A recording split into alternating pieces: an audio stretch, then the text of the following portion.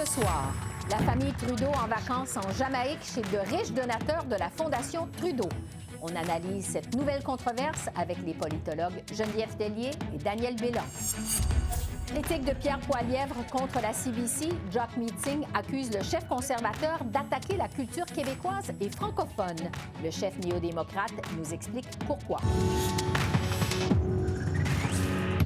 Bonsoir, Mesdames, Messieurs. Des révélations embarrassantes sur des vacances de Justin Trudeau ont donné de nouvelles munitions à l'opposition aux communes cet après-midi. Le premier ministre et sa famille ont célébré le Nouvel An avec des membres d'une famille de donateurs à la Fondation Pierre-Éliott Trudeau lors d'un voyage en Jamaïque qui a coûté plus de 160 000 $ aux contribuables, a appris Radio-Canada.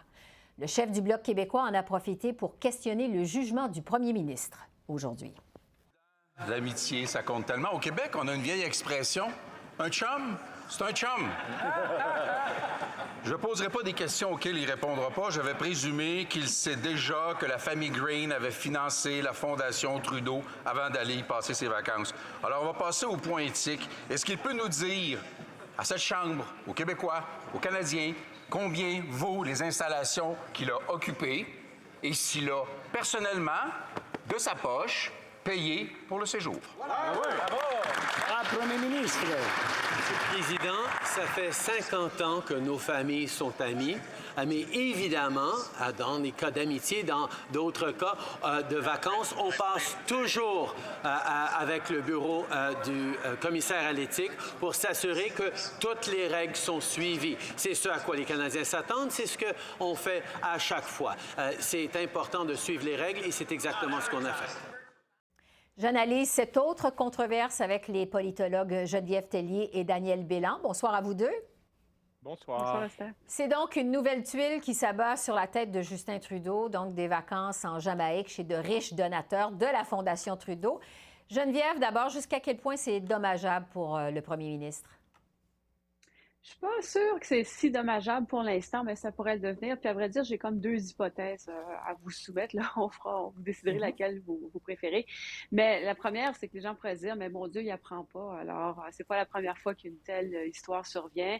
C'est toujours à peu près le même contexte. C'est mal avisé, ça coûte cher. Et donc, ça rien pour rehausser l'image de M. Trudeau. La deuxième hypothèse, c'est qu'il sait très bien quelles vont être les réactions, mais en même temps, il constate que ça change pas beaucoup sa popularité. Je veux dire, on a eu d'autres cas avant lui. On pense aux vacances chez la GACAN, puis il a quand même réussi à se faire élire 2 fois par la suite comme gouvernement. Alors, peut-être que pour M. Trudeau et son entourage, c'est un prix à payer. Oui, ça va être un moment désagréable, mais finalement, on va passer à autre chose assez rapidement. Alors, je suis un peu là dans mes estimations, est-ce que ça va être dommageable? Mais on rajoute que ça fait plusieurs années maintenant que les libéraux sont au pouvoir. Si les gens veulent trouver une raison pour voter pour un autre parti, ben, peut-être que ça pourrait être une autre raison. Oui, parce que, Daniel, il y a plusieurs qui se demandent si cette controverse pourrait prendre encore plus d'ampleur que celle qui entoure We Charity, surtout si on ajoute que tout ça s'est écrit, tout ce qui s'est écrit sur l'ingérence étrangère, là. Oui, puis en plus, la Fondation Trudeau, on sait ce qui s'est passé récemment avec les démissions en bloc. Et donc, ça, c'est déjà la Fondation Trudeau. C'est devenu un slogan pour les conservateurs. Ils ont seulement à dire Fondation Trudeau et puis ça soulève des réactions. Je pense que les deux hypothèses que Geneviève a soulevées, moi, je pense que c'est la deuxième qui est plus près de la réalité. On peut parler d'un sentiment d'impunité du côté de Justin Trudeau. Et j'ai l'impression qu'il viole des règles comme ça et que ça n'a pas trop l'air à le déranger parce qu'il pense justement que, les gens vont oublier ça assez vite. Mais ça s'accumule, comme vous l'avez dit. Alors, je pense que c'est un cadeau pour les partis d'opposition, surtout pour les conservateurs. Et ça pourrait prendre de l'ampleur parce qu'on va peut-être découvrir autre chose au sujet de ce voyage-là. Hein? Ça vient de sortir, là, il y a de nouvelles informations qui viennent de sortir. Alors, ça pourrait donner de nouvelles munitions à l'opposition si on découvrait d'autres détails un peu croustillant là, Ouais. sur les dépenses et comment ça coûtait et tout ça. On n'a pas fini d'entendre parler de cette Oui, parce que, histoire-là. bon, justement, les vacances de la famille Trudeau ont coûté 160 000 aux contribuables canadiens. C'est des dépenses qui ont été engendrées, évidemment, en pleine crise de l'inflation. Selon Radio-Canada, le bureau du premier ministre avait des réserves quant à ces vacances. Geneviève, comment on peut expliquer que Justin Trudeau ait quand même décidé d'aller de l'avant avec son voyage en Jamaïque? Ben, c'est ça que les gens vont commencer à se poser comme question, c'est est-ce que la façon dont M. Trudeau prend les décisions n'est pas la même que nous en tant que citoyens? C'est-à-dire que vous et moi, ben, on a un revenu, on a un budget, on a des contraintes financières. On a l'impression que dans ce cas-ci, les contraintes financières n'existent pas vraiment. Juste pour mettre les choses en perspective, on parle d'un voyage de 160 000 pour une semaine de vacances. Le salaire de M. Trudeau est d'à peu près 400 000 par année. Alors, c'est un voyage qui a coûté la moitié de son salaire annuel, là, j'arrondis un peu. Je connais pas beaucoup de Canadiens qui vont décider d'aller en voyage lorsque ça leur coûte la moitié de leur revenu annuel. Et donc, c'est un peu ça que je veux dire. Est-ce que M. Trudeau prend ses décisions comme vous et moi prenons nos décisions, ou si c'est pas plutôt, ben c'est pas moi qui paye, on a les moyens, le budget du gouvernement fédéral se compte par centaines de milliards de dollars, donc c'est une goutte d'eau. Mais c'est quand même préoccupant comme situation parce que pourquoi est-ce qu'il n'y a personne, incluant le premier ministre, qui à un moment donné a dit ça n'a tout simplement pas d'allure de Mhm. payer ce montant-là pour une semaine de vacances dans le Sud? Daniel, comment vous expliquez ça de votre côté? J'ai mentionné les sentiments d'impunité. Je pense que on va au-delà de la question du jugement. Là. Oui, c'est quelqu'un qui vit un peu sur une planète différente des autres Canadiens et Canadiennes. Et bon, c'est normal aussi quand on est premier ministre, et ça fait quand même longtemps déjà qu'il est premier ministre. Euh, Justement, parce qu'il n'a pas été vraiment puni de façon sévère pour des voyages précédents, l'affaire Aga Khan notamment, ben, je pense que politiquement, il doit s'imaginer qu'il peut se le permettre. Oui. Mais ça n'aide pas sa cause et la cause des libéraux en général. Oui. Ces nouvelles révélations, justement, surviennent alors qu'il y a toutes sortes de spéculations sur l'avenir de M. Trudeau. Justin Trudeau, on le sait, a célébré la semaine dernière ses 10 ans à la tête du PLC. Il donne évidemment aucun signe qu'il veut partir. Geneviève, quand même, est-ce que Justin Trudeau est rattrapé par l'usure du pouvoir, selon vous? Ça se pourrait que ce cas-ci nous démontre ça. On entendait un peu des rumeurs disant que l'entourage de Justin Trudeau n'est plus ce qu'il était. C'est-à-dire, c'est plus des gens qui le côtoient, qui vont le challenger, là, qui vont questionner, qui Mhm. vont le pousser un peu pour se faire l'avocat du diable, par exemple. Et donc, on aurait plutôt un entourage qui serait plutôt une caisse de résonance à M. Trudeau. Si lui veut quelque chose, on va lui dire d'accord, c'est bien. Et ça se voit souvent justement avec l'usure du pouvoir. Donc, on pourrait penser que peut-être un remaniement dans justement son entourage rapproché serait une bonne chose. Pensez à sa chef de cabinet, Cathy Telford, qu'on a vu la semaine passée en comité. Puis, je ne veux rien dire à propos de ses compétences, puis je pense qu'elle Mhm. fait très bien son travail, mais ça fait quand même 8 ans qu'elle est là. C'est exceptionnel comme durée de vie pour une chef de cabinet. Est-ce qu'il n'y aurait pas lieu d'avoir d'autres personnes, de changer un peu les cartes? M. Trudeau aime bien s'entourer de gens qu'il connaît. Il est très fidèle. Il change très rarement de ministre aussi. Mais c'est peut-être ça une erreur en ce moment, surtout quand ça fait longtemps. Il faut avoir cette impression de renouvellement qu'on ne voit vraiment pas chez le Parti Oui. libéral. Daniel, M. Trudeau vogue de controverse en controverse, et ça depuis des semaines. Bon, il y a eu les dons à la Fondation Trudeau, les problèmes évidemment d'ingérence étrangère. Comment on peut expliquer que Pierre Poilievre semble pas en tirer profit, du moins si on se fie au plus récent sondage, là? Écoutez, Pierre Poilievre met encore l'accent beaucoup sur sa base. Par exemple, les attaques contre CBC, là, Mhm. notamment, on a vu sur Twitter. Donc, je pense que c'est sa stratégie, c'est de vraiment renforcer sa base, mais je pense que ça ne fonctionne pas très bien. On le voit au Québec, notamment. Donc, est-ce qu'il va devoir revoir sa stratégie? Ou il pense que ben, le gouvernement Trudeau subit tellement l'usure du pouvoir qu'avec peut-être une petite récession ou des problèmes économiques qui Mhm. pourraient survenir bientôt, qu'il aurait peut-être la chance, lors des prochaines élections fédérales, de finir en première place, même si il n'essaie pas d'élargir sa base de façon significative en ce moment. Oui, justement, je vais terminer là-dessus sur les attaques de Pierre Poilievre sur la CBC. Bon, on le sait, il a demandé à Elon Musk d'identifier CBC sur Twitter comme étant un média qui est financé par le gouvernement. On dit que Pierre Poilievre, comme ça, et Daniel le mentionnait il y a un instant, veut mobiliser sa base. Mais Geneviève, quand même, est-ce que ce message-là, ça pourrait résonner au-delà de la base conservatrice de Pierre Poilievre? Pas vraiment, j'ai l'impression, parce qu'il ne montre pas une belle image d'un futur leader d'un parti, d'un pays. Il ne se montre pas premier ministrable, c'est-à-dire quelqu'un qui devrait être un peu au-dessus de la mêlée, être capable de faire la part des choses, d'avoir des nuances. Et vraiment, on a vu que dans ce cas-ci, il n'y en avait pas. Et donc, on le voit très partisan, très polarisant, très c'est vous ou c'est moi, c'est noir ou c'est blanc, j'ai raison, vous avez tort. Un peu le style américain. Puis au Canada, on n'est pas des Américains, puis on aime ça le consensus, puis on aime ça quelqu'un qui se présente bien, puis qui est capable justement d'exercer ses fonctions de leader. Et je pense qu'en ce moment, M. Poilievre est en train de se tirer dans le pied parce que sa base est déjà acquise. Il n'y a pas à la chouchouner, là. Elle est là. Mais il ne fait pas grand-chose pour aller chercher d'autres personnes. Puis en attaquant CBC comme il le fait avec Elon Musk, je ne pense pas que ça va lui attirer la sympathie de personnes qui autrement pourrait vouloir voter pour un parti conservateur, mais pas pour un Pierre Poilievre. Donc, pas vraiment à son avantage, selon ce que vous nous dites. Merci à vous deux. Ça fait le tour des questions que j'avais pour aujourd'hui. Merci. Bonne soirée. Merci. Au revoir. Et je continue justement sur les attaques de Pierre Poilievre contre la CBC, mais cette fois avec le chef du NPD, Jack Meeting. Bonsoir, M. Singh. Bonsoir. Vous avez dit hier que les critiques de Pierre Poilievre à l'égard de la CBC, ça équivaut à une attaque contre la culture canadienne et la culture québécoise et francophone en particulier. Alors, en quoi ces critiques sont une menace pour la culture francophone?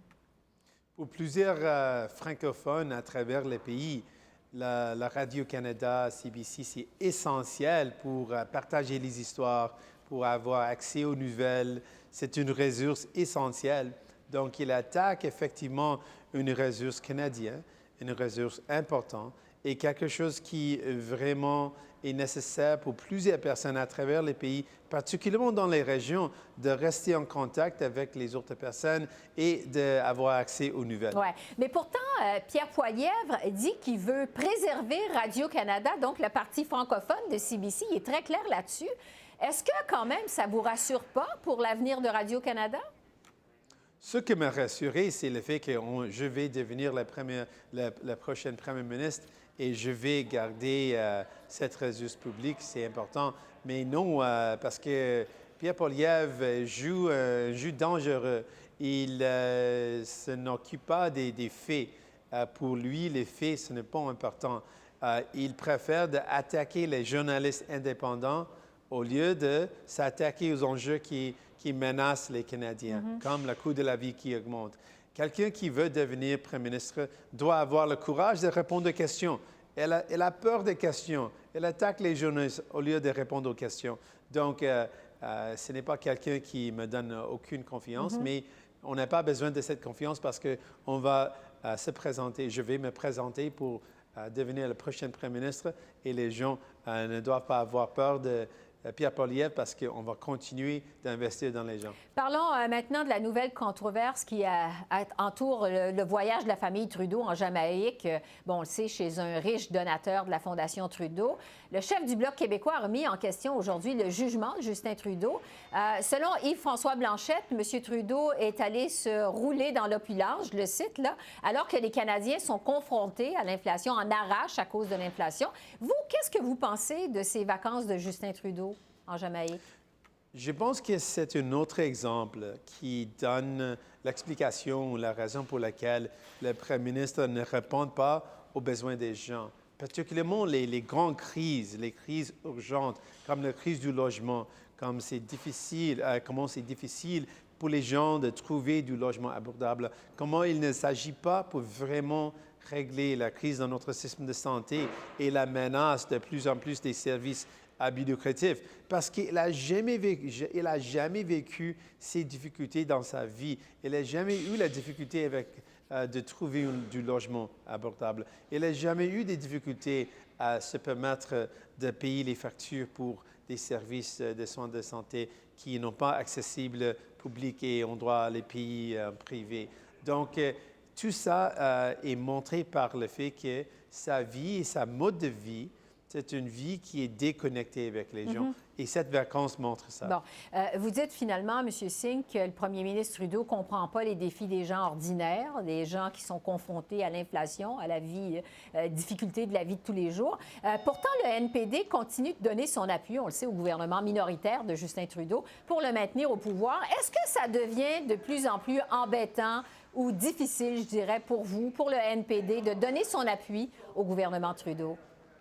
Sans avoir la présence NPD, les gens n'auraient pas à avoir accès aux services qu'on est forcé le gouvernement de livrer. Donc, sans avoir l'NPD, on ne réussirait pas d'avoir un programme de soins dentaires. Donc, la présence de l'NPD au niveau fédéral, de forcer ce gouvernement de faire ce qu'il faut pour donner un coup de main aux gens, c'est primordial parce que laisser à eux autres, les libéraux, n'auraient jamais fait tout ce qu'on les forçait de faire.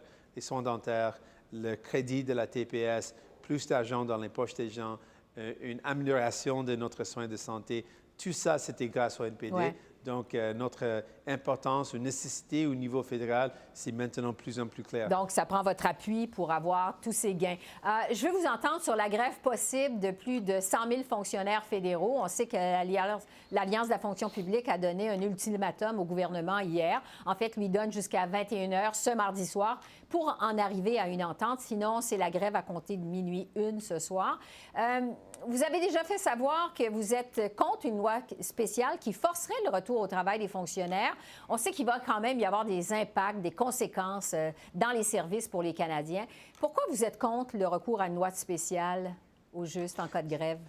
Nous sommes une partie des travailleurs. Je suis chef de cette partie et on a toujours dit qu'on est contre l'idée de forcer les gens de retourner au travail. Ce qu'on doit faire, c'est de négocier les bons contrats. Donc, ce n'est pas un fait accompli. Le gouvernement a l'opportunité de négocier en bonne foi pour un bon contrat qui reconnaître que ce sont les travailleurs qui ont livré l'aide aux gens dans les temps difficiles de la pandémie.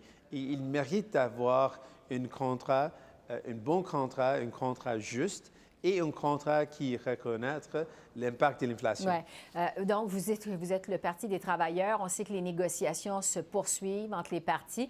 On dit que le télétravail pourrait finalement sauver les meubles, pourrait faire en sorte qu'on en arrive à une entente. Qu'est-ce que vous espérez de ces négociations? Est-ce que vous avez espoir que ça se règle? Oui, bien sûr. J'ai beaucoup d'espoir que tout ça pourrait être réglé. Ça dépend sur le gouvernement de donner une bonne une offre juste. Et j'exige le gouvernement de le faire, de continuer avec les négociations, de continuer de montrer une bonne foi. Et j'exige le gouvernement de trouver une solution. C'est complètement quelque chose que le gouvernement peut faire. Et on va continuer de mettre la pression pour arriver à un bon résultat. Ouais. Je vais terminer avec vous sur votre annonce de la journée. En fait, vous avez présenté un plan qui vise à augmenter les impôts des sociétés en fonction de l'écart de salaire entre les travailleurs et les grands patrons d'entreprise, les PDG. Qu'est-ce que vous proposez au juste?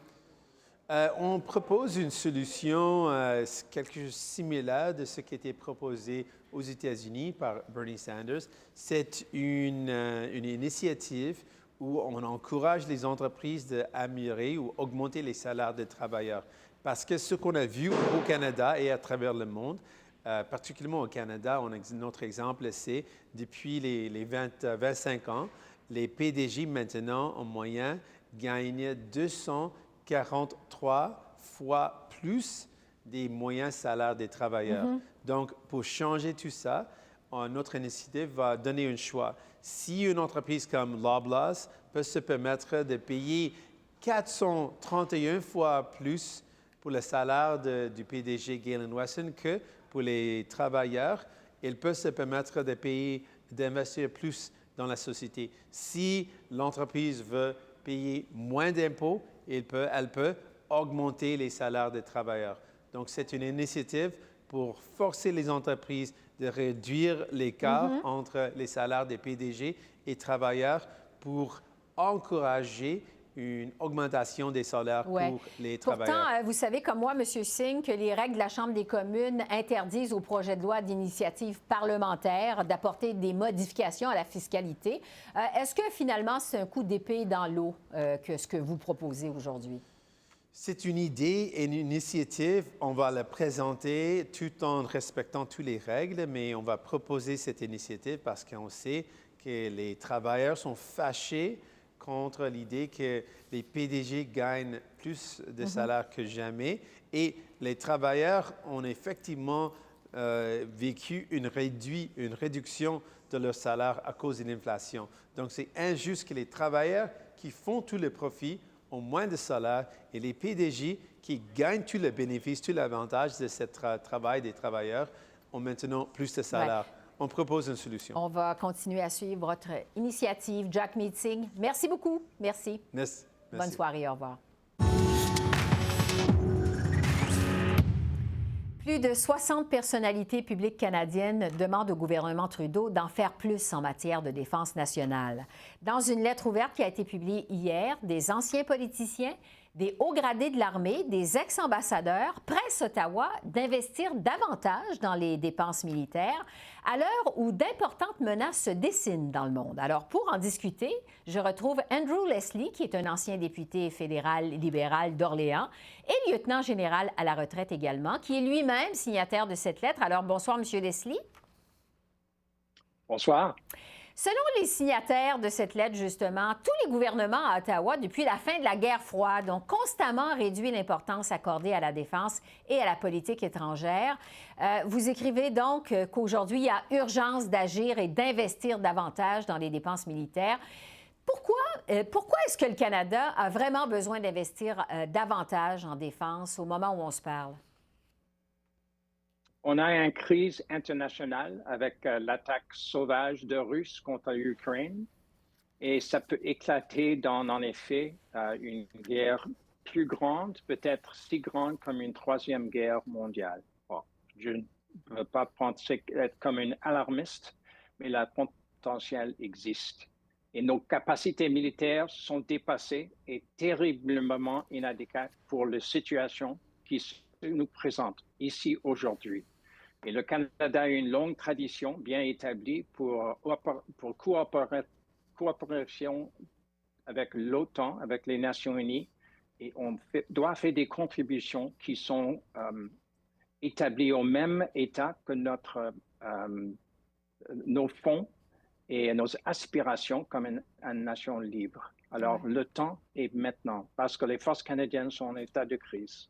Oui, parce que vous dites, entre autres, dans votre lettre, que si le Canada veut être pris au sérieux sur la scène internationale, il doit répondre donc aux attentes de l'OTAN en investissant en dépenses militaires 2 de son PIB. En ce moment, on sait que le Canada dépense plutôt 1,3 de son PIB. Évidemment, c'est une différence qui est importante. Est-ce que, selon vous, les Canadiens sont prêts à dépenser plusieurs milliards de dollars supplémentaires en défense? Nous sommes un pays riche en ressources et en population bien éduquée. Notre production nationale, c'est environ 2 000 milliards. Alors, c'est une somme énorme, bien sûr. La demande, c'est de dépenser quelques milliards chaque année de plus, mais on doit dépenser l'argent et on doit être sûr que l'argent va être dépensé pendant l'année, que c'est dirigé envers les forces canadiennes. Parce que, comme tu sais, on attend une trentaine d'années pour recevoir des nouveaux vaisseaux de guerre. On attend une vingtaine d'années pour des nouveaux avions de chasse. Et ça continue. Le gouvernement fédéral doit être sûr que le service public reçoive des ordres explicites pour marcher en grande vitesse envers un horizon qui est très courte pour la production du système militaire. Comment on a fait pendant la guerre en Afghanistan? C'était une expérience incroyable et tout le but était focusé sur l'objectif d'être sûr que les soldats reçoivent les équipements de lesquels ils ont besoin. Et cet enthousiasme n'existe pas aujourd'hui ici à Ottawa. Oui. Sur vos autres demandes, vous dites qu'il y a urgence d'équiper et de regarnir, vous dites adéquatement, les forces armées canadiennes. Est-ce que l'envoi de matériel militaire à l'Ukraine par le Canada, ça a eu un impact ou si c'est un problème qui existait depuis encore plus longtemps? C'est un problème qui a existé pour plus longtemps. Ça fait environ une vingtaine d'années, des réductions, des restrictions, des essais de couper le budget pour produire la situation que l'on trouve aujourd'hui.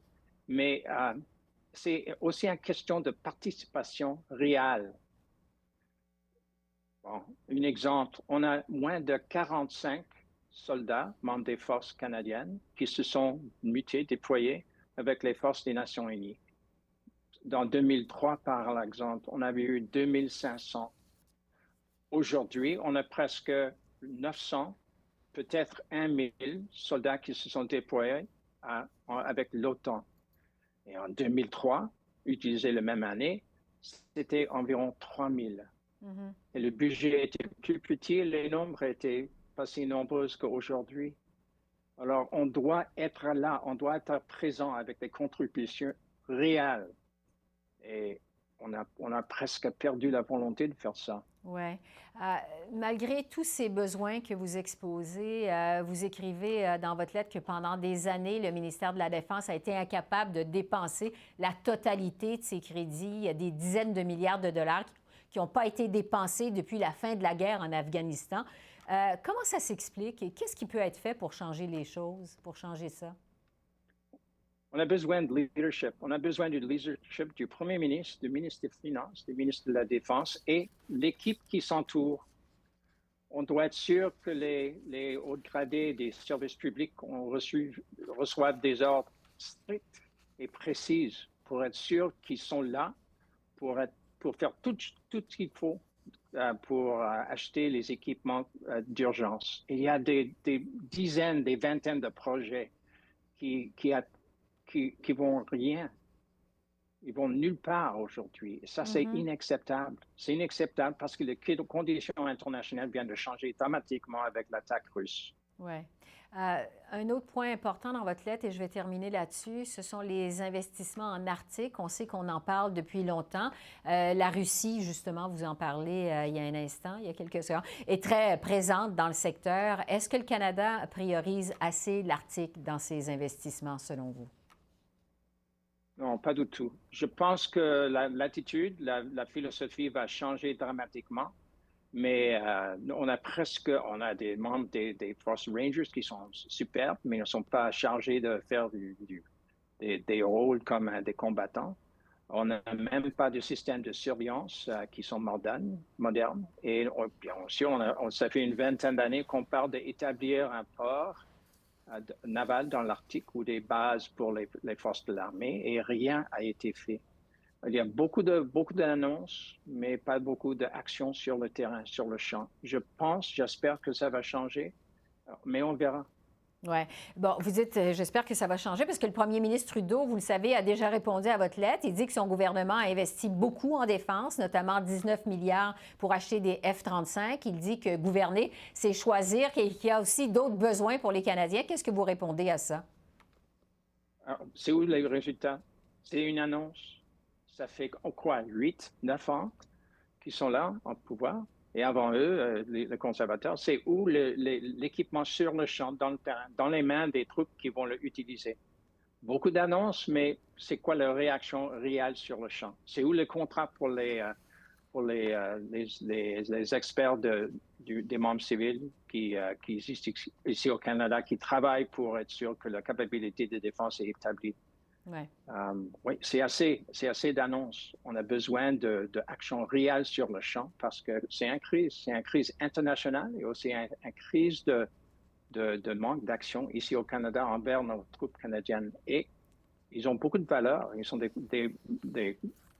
soldats, des membres des forces aériennes, des membres des forces navales, super. Mais leurs équipements, dans le plus cas, ça fait quoi, une vingtaine, trentaine d'années?